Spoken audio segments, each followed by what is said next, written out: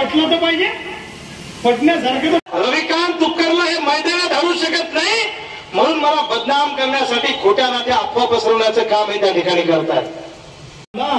15 वर्ष प्रतापराव काका खासदार, हे सगळे मोठमोठे दिग्गज नेते, आणि हे माझ्यावर आधार ठेवले तर मेकचं एकही दुकान मी तुटू देणार नाही, हा सगळ्या व्यापाऱ्यांना आणि दुकानदारांना माझा शब्द आहे.